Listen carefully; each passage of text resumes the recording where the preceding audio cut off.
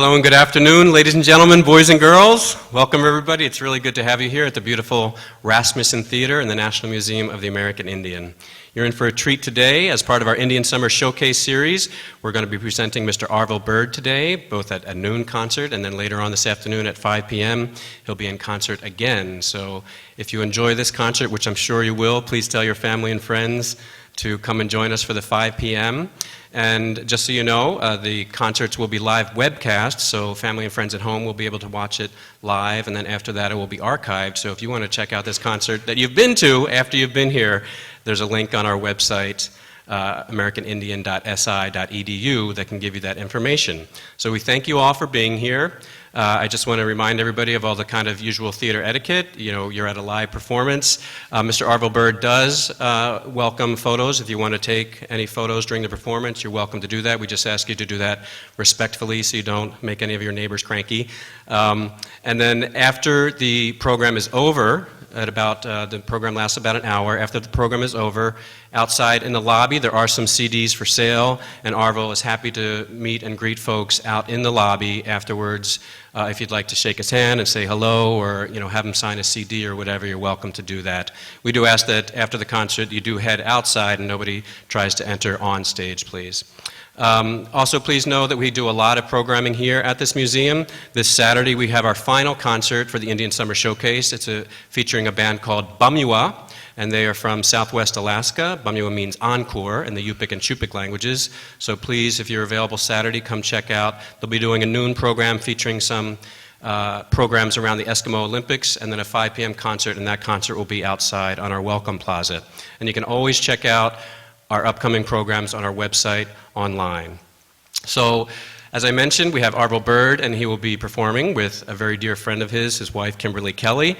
They're both really great people. We've had the honor of presenting Arvel Bird here once before, several years ago, and we're very thankful and pleased and honored that he's here with us today. So I ask you to please join me in welcoming Mr. Arvel Bird, who will be celebrating his cultures, because that's what this museum's all about. We celebrate cultures here. Of course, in this museum, we celebrate Native cultures, and many of our performers are multicultural. Arvel Bird celebrates his Celtic culture. He celebrates his Native American culture. You'll hear about that in the program. He's a Southern Paiute, but he's also, from the great isles of, Europe, where we have Great Britain and Ireland and Scotland. So you'll hear about that as well. And we encourage all of you to celebrate your cultures as well, because this is a cultural museum. So with that said, I want to thank you for joining us today and ask you to please join me in welcoming Mr. Arvel Bird.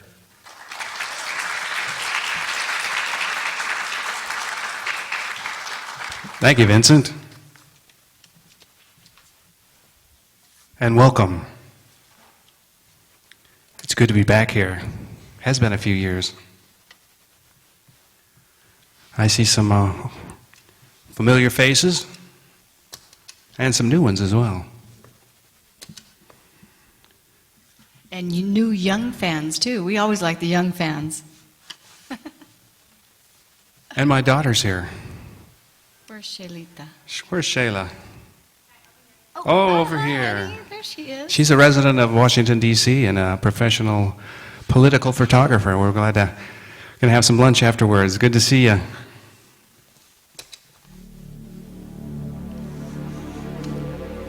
We're going to begin with some animal totems music, one of my favorites, one of my totems, my inner totem, the bear, Mato.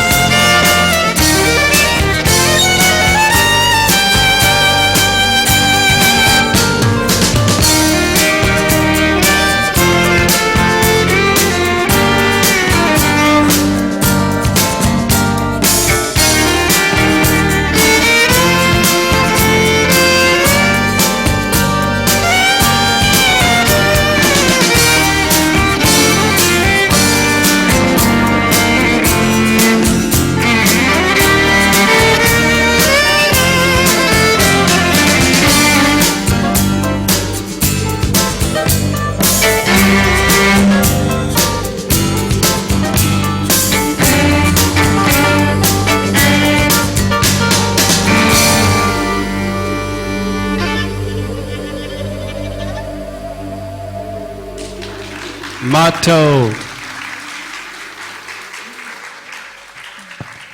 Thank you very much. And welcome, Kimberly. Kimberly and I have been playing together here, performing together for the last year. And we have been having a great time. So she is playing the Irish hand drum called the boron. She's also singing some harmony with me and playing the keyboard. So working her into it. Normally, she's backstage with the promotion and the booking and the website. And so, but she's been very talented, multi-talented person there. So, and she brings her Irish heritage to the stage as well. So I want to welcome her here to the NMAI. Thanks, honey. The bear. Vincent said that I bring my multicultural heritage to the stage, and that's true. I honor my Native American heritage as well as my Celtic roots with my music. And, these cultures shared a lot in common by both being tribal societies, which means that they honored heritage and defended it with fierce loyalty. They both honored the drum and the flute and had nature-based spiritual beliefs and warrior societies. And they both respected, honored, and revered nature, believing that the source of creation spoke to them through nature, that all things in nature speak to us. And the bear is both important to both cultures. To the Native Americans, they see the bear as going into its cave to rejuvenate, to come out strengthened, ready for life in the spring, representing introspection, going within yourself to find your strengths that you need to bring out into your life for your survival and the survival of the people and your evolution. To the Celtic people, the bear represented that great strength and that fearlessness. And they used the bear as a name to honor their kings. King Arthur. Well, the bear equals King Arthur, and King Arthur's name equals the bear people. And so to give a child the name of a bear was to give them a great name and great protection throughout their life. And of course, they went to the stars, and they named stars after the bear, the Great Bear. Today we call it the Big Dipper. So the many things about these animals that both cultures shared. I'm just learning more about the Celtic interpretation of these animals.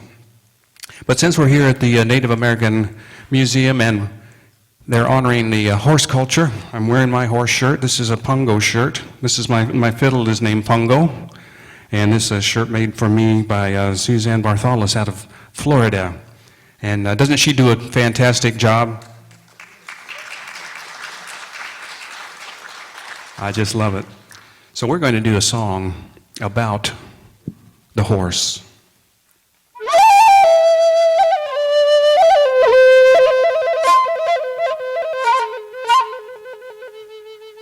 The Plains Indians were receiving dreams and prophecies about an animal coming to them that they would be able to ride. And in 1540, the Spanish conquistador Coronado left for Teotihuacan, what we call Mexico City today. He came north into our great country with a huge entourage of 200 horsemen of nobility, 70-foot soldiers, and 1,000 Indian slaves that were herding his goats, his cattle, his sheep, his pigs, and his horses. He was looking for the 7 cities of Cibola, the 7 cities of gold from Spanish legend. But he did not find the gold. Instead, he made his way to the Zuni Pueblos.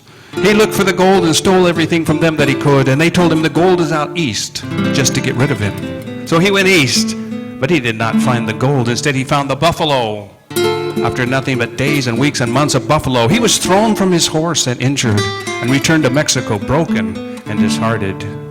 But the Plains Indians' lives were changed forever because now they could hunt farther, kill more buffalo, build more lodges, and they grew stronger as nations.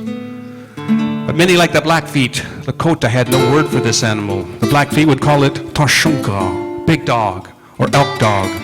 But in ceremony, they would honor it with the eagle feather. They would paint it, and it would become their partner in war, and they would call it Tashunka Wakan. the holy dog. So ride with me now. Feel the wind in your face and the power beneath you, because this is the medicine of the horse, the holy dog. Tashunka waka.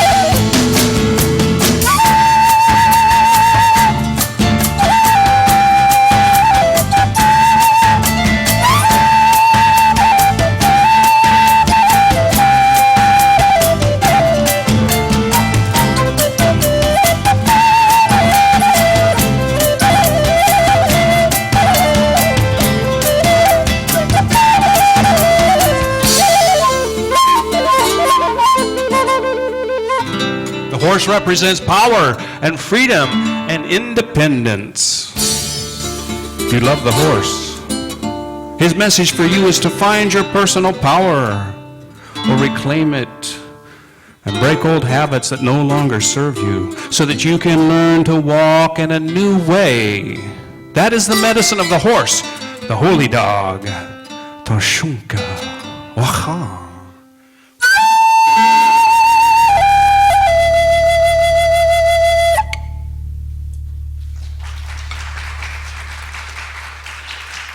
Thank you. So this is Pungo. Pungo is a Paiute word meaning pony. I got him off the internet for $75. And that included the case, bow, and rosin. Then I went to Walmart, got some white and brown and black spray paint. Took everything off, painted him all white, and began to add the pinto spots. Now here's his forelegs, black, as you can see. Of course, they're stubby legs. Nonetheless, they have 2 stripes on each leg. That means he's counted coup twice. And he has 2 handprints down here. That means he's been wounded in battle twice. And he has 3 horse hooves, so he's been on 3 horse raids. He's got lightning on his shoulder for speed, and his eye is circled for clarity of vision. And in his horse hair, he has an eagle feather, gifted to me by a Menominee Indian fiddler named Louis from Wisconsin. And Louis was confined to a wheelchair after a stroke. He was a fiddler, a banjo player, a guitar player, a bass player, a flute player, and it was just a shame to see him paralyzed like that. So he gifted me the eagle feather to continue the tradition of Native American fiddling that has existed for hundreds of years, although most people don't realize it. So this is Pungo.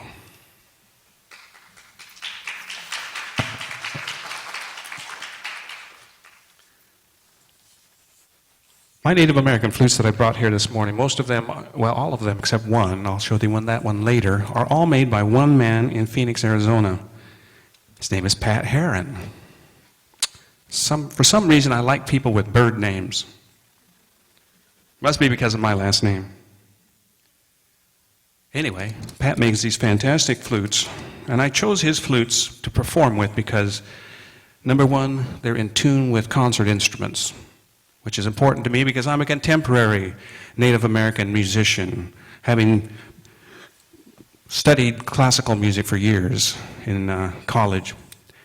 And so, second reason is that they're loud. And if you're going to play with other instruments, you need a flute that will be loud enough to get over. And normally they're kind of a soft instrument, and I don't know how he makes these to make them so loud. Maybe they have a bigger chamber here, which means you got to have more air to blow in them. Plus, they look like a Nautilus submarine, don't they? Shh. Anyway, in honor of Pat Heron, I have a song about the great blue heron. And this is one of my favorite birds because he hunts alone, he flies alone. And if you've ever wanted self-confidence, self-assurance, or the ability to be self-reliant, this is your totem. This is the bird for you because that's what he represents. They only get to mate and to come together in the top of trees during mating season. So their medicine is teaching us to balance our alone time with group dynamics as well. So this is a song from the second Animal Totem CD that I released. And we have the Great Blue Heron for you.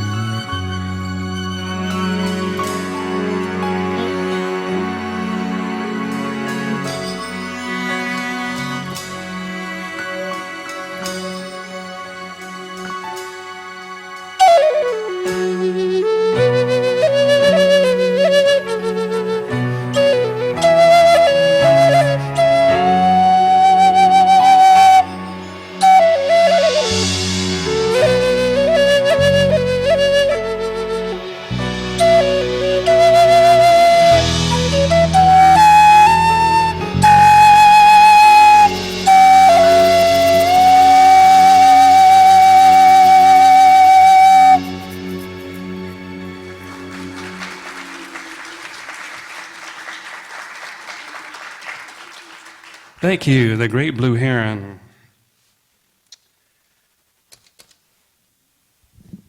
From the same CD as comes one of my favorite animals. It's a song I composed to represent the badger. Now, you know the badger is small, but you don't want to mess with a badger. The Lakota have a story about the bear and the badger meeting on the trail, and the badger wouldn't give way, which made the bear mad. So he went after the badger, but the badger grabbed him right on the nose, and he wouldn't let go. And later, they came along the trail and they found the badger and the bear, both dead. The badger had suffocated the bear by holding his nose, and the bear had shredded the badger trying to get him off. So it just goes to show you. Let's get down with the badger.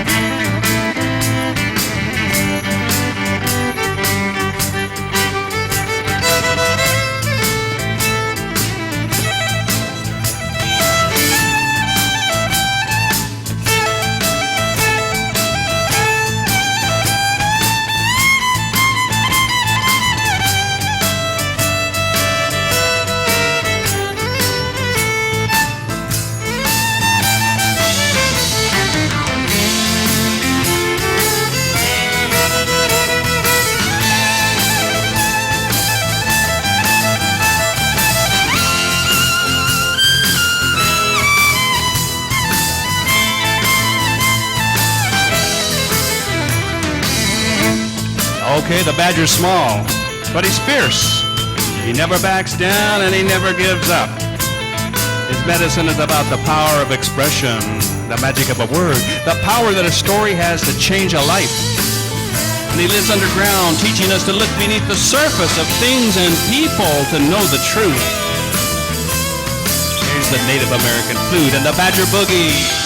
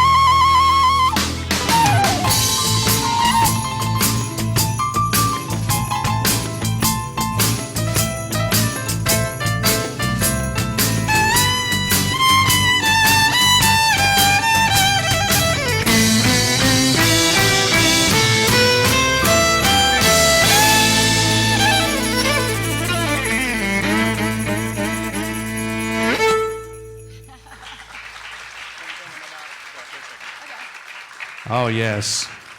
So I love to do this for the kids because, the kids are small. Sometimes they feel, they don't have any power. But remember, just because somebody is small doesn't mean they still might have the bite of a badger. So, and plus, kids, remember, badgers are very clean animals. They always clean their den. They always back into their hole, too, so they're always facing out. I love the badger. Kim? As Vincent mentioned, we don't care if you take pictures. In fact, we love it. We really love it if you show them to us afterwards if they're really good. And videos are fine, too. We'd love to see you post them up on YouTube. Any promotion is good promotion, so don't feel like you have to get our approval for doing anything like that. You've got carte blanche, like I said, as long as we look good and sound good, we're fine. Okay. And we want to say hi to the people out in cyberspace, especially Thank a you. big shout out to Brother Don, and you know who we're talking about. Thanks for joining us today. I love Brother Don. He always ends his phone call with, "I love you, and there's nothing you can do about it." Love you too, Don. Okay, I'm going to do a solo flute thing here. And I'm going to use another flute. This is actually a cane flute made by, I wanted to say, Ray of Island Flutes. Yeah, this is one of the Ray Island flutes, and he gifted me this flute. I really love it. It's got a really sweet tone. It's a little, it's high pitched, but when it comes out of a cane flute like this, it has a certain woodiness, a certain earthiness to it, and I love that. I've got a CD called From the Heart of a Paiute, in which I took the flutes that I'd been gifted over the years by many flute makers, and normally a Native American flute is just made to be its own self. It might not even play in tune with other instruments. That's okay because it has its own voice. It has its own song. And so that's the way these flutes were. And I took those flutes and I played them. I spent time with them. And if they gave me a song, then I recorded the song. And then if I would listen back and I would give it a name. This song was one of the first songs I was given by the flute.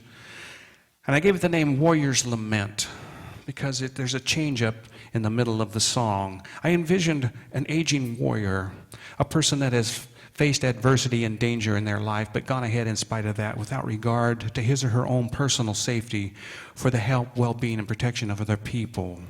And he had served the people his whole life, but now he was old. He was in a wheelchair, and he lamented the fact that he was no longer able to be what he once was. But then as he rocked back and forth, he remembered back when he was young and strong and able to count coup among his enemy.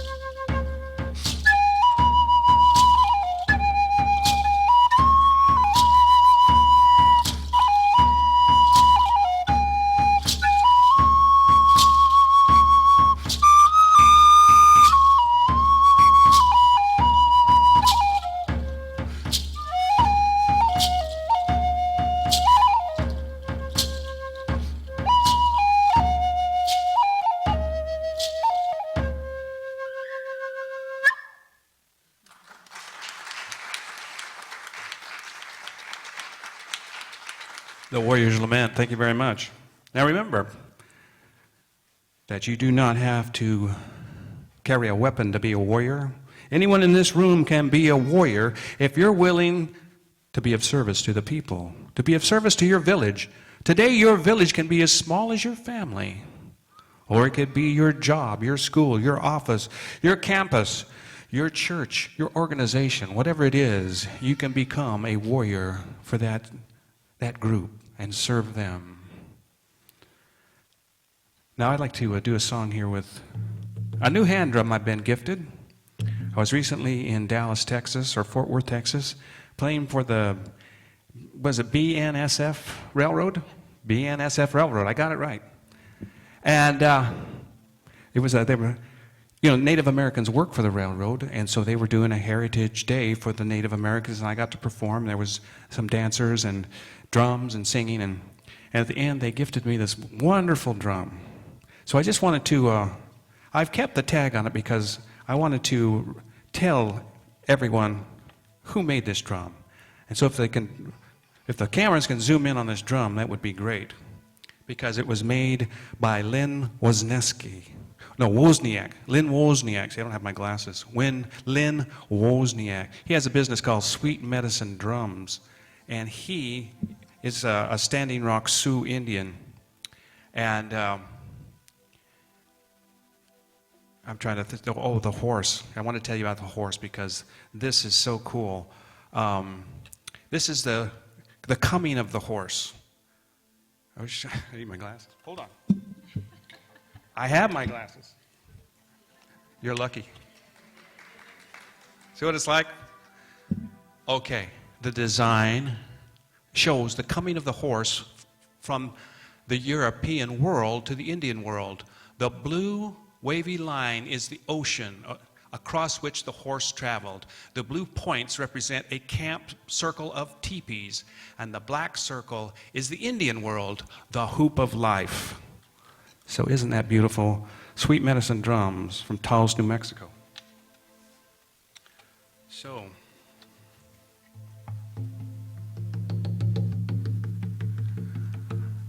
I guess I can take these off now, because I can see you just fine. I recently read an article in Native American, what is it? It's not, Indian Country Today magazine. It was one of the June issues. Now, I highly recommend this magazine if you want to know what's going on in Indian Country today. I mean, it has not only articles about what's going on here in America, but Canada and all indigenous people around the world. And that's what I loved about this article, because it was about a little tribe of Indians that live in the Amazon. They're called, the Parajas. I pronounce it Parajas. It could be different, but I'm going with Parajas, the Parajas Indians. They live so far in the jungle that it takes a 4-day canoe trip to reach the nearest town.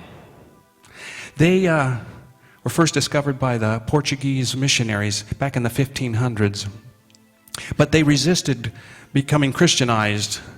And today they remain intact as a tribe, even though the Christians keep going back trying to convert them. This article was written by a man that went there as a Christian missionary to convert the Parajas Indians.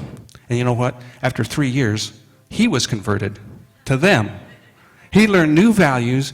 He quit his missionary work. He quit the church. He moved back to Massachusetts to study, to teach sociology and teach the language or document the language of the Parajas Indian, which is unique in that it includes whistling, singing, and humming as part of their way of communicating.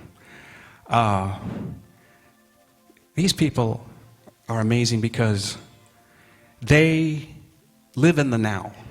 They don't think about the past. They don't think about yesterday. They don't think about tomorrow.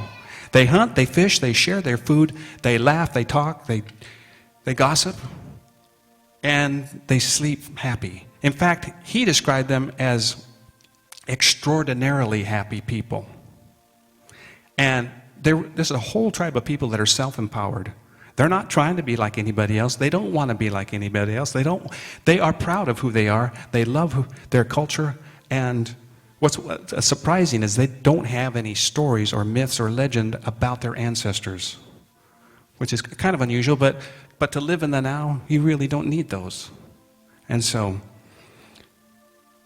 You know, they are living in 2012 the way many people can only dream of, the way many tribal people can only dream of in the past.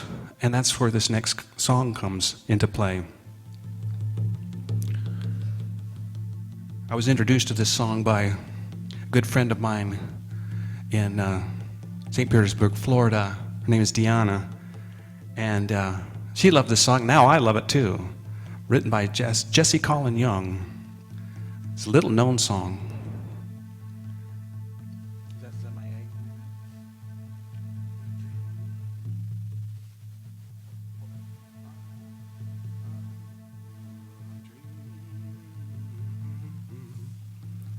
Okay, here we go.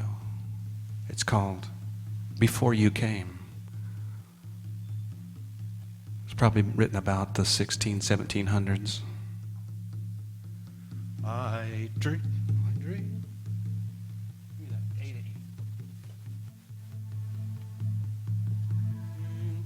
I dreamed that I was riding in a South Dakota field, and the sweet grass whispered to me as I rode.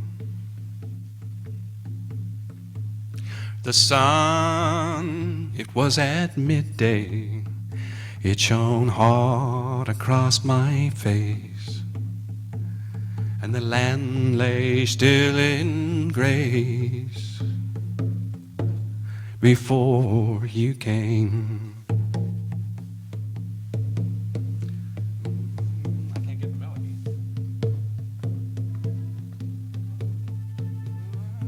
Let me think here.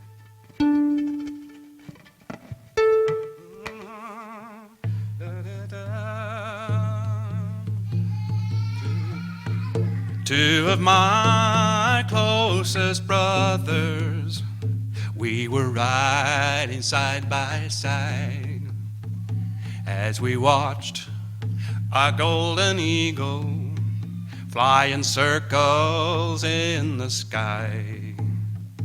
And we smiled as our eyes met, for we could not hide our joy. It was good to be alive before you came. Sister, take my hand and we will walk this magic land together. Brother, look on high and you will see the storms are building in your sky. Whoa, do you wonder why? And when the day was dying, we had reached the sacred hills, and the sun, it was on fire, and all the land was still. It was there all wrapped in blankets that in our younger days we listened and we fasted, for the night would bring us visions before you came. Brother, take a stand and we will hold our father's land together. Sister, look around and you will see the scars are building in your ground. Whoa, do you hear the sound? I dreamed that I was riding in a South Dakota field, and the sweet grass whispered to me as I rode. and the sun, it was at midday. It shone hot across my face, and the land lay still in grace. Was a crystal solid place before you came.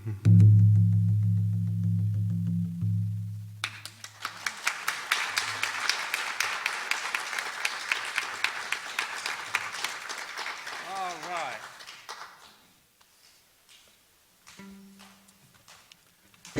That could be a song about Crazy Horse, you know.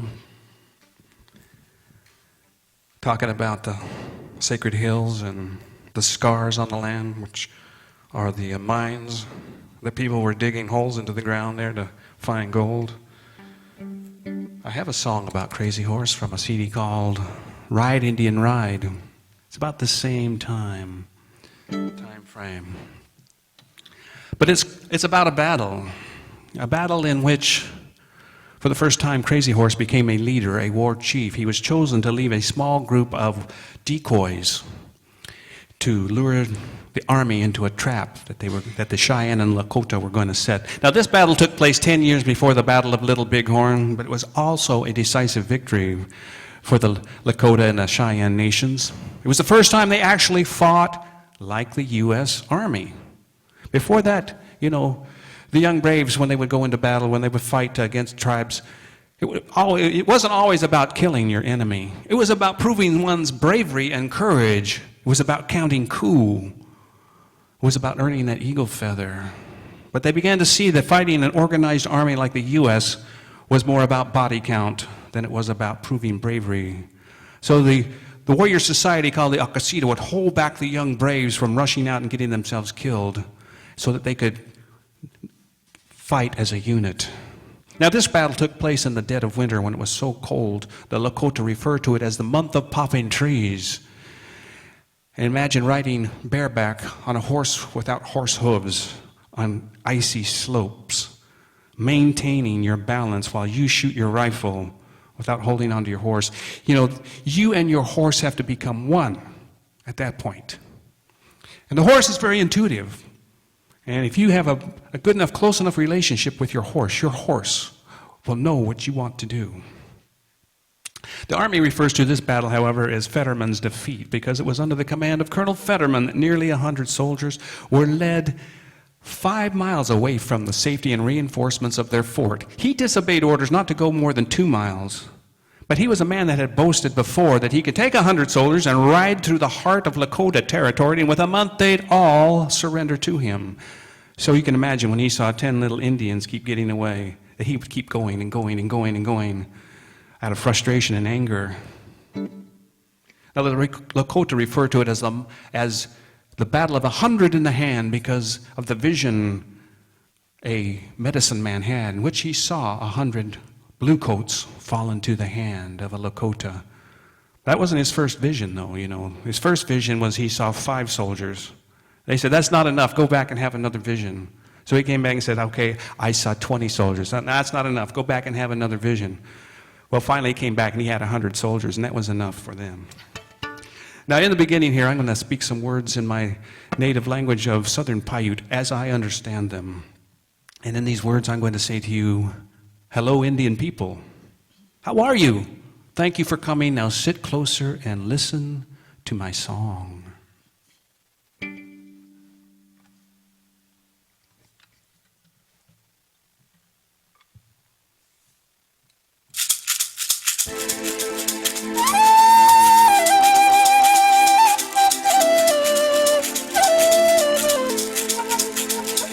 Like when them would sing, Adoa ine, Aya, Wachani Akado, Nunka Kakahaban.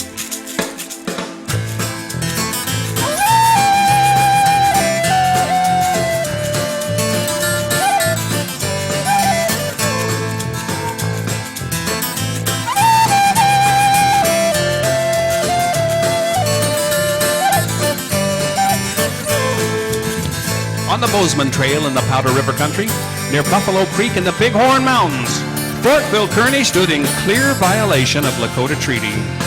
10 warriors rode onto the icy slopes of December 21st, the decoys in the month of poppin' trees. Crazy horse riding back and forth, luring soldiers to the trap, 100 in the hand.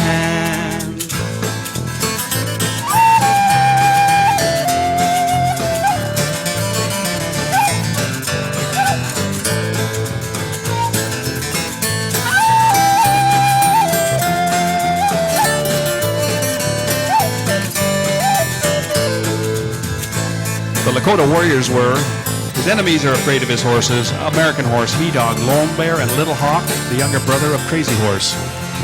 The two Cheyenne were Bird Ash and Big Nose, all handpicked by Crazy Horse to be the decoys in the battle of 100 in the hand.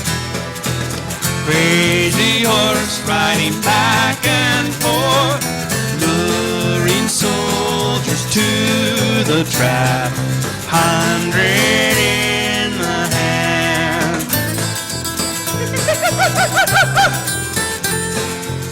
Hey, hey, hey, hey, hey, hey, hey, hey.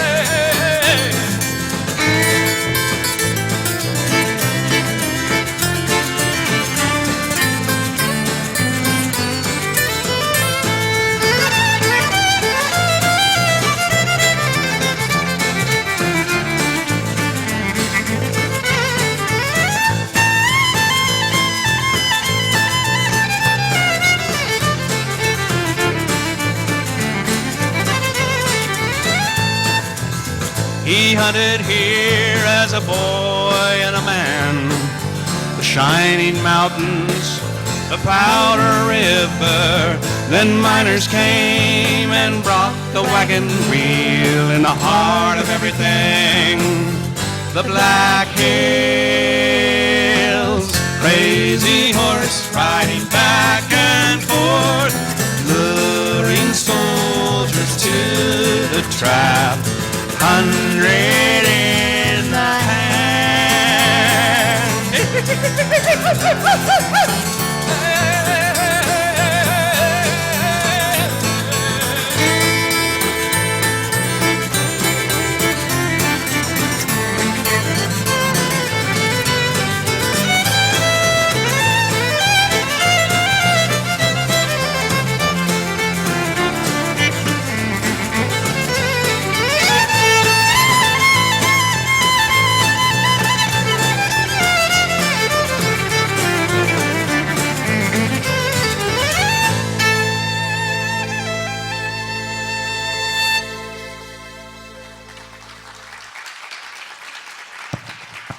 Well, I think we only have time for one more song, and so does anybody here have a smartphone or iPhone?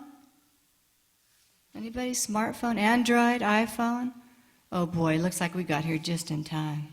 If you've got your iPhone or smartphone, you can go to facebook.com/the Arvel Bird and like him, and then you can get updates and communicate with him on Facebook. Otherwise, you can visit us on www.arvelbird.com. Thank you, Kimberly. And you know, I'm glad I have her with me, because without her, I'd just keep going and going and going. Like the Energizer Bunny. Why don't you pick up your boron? Okay.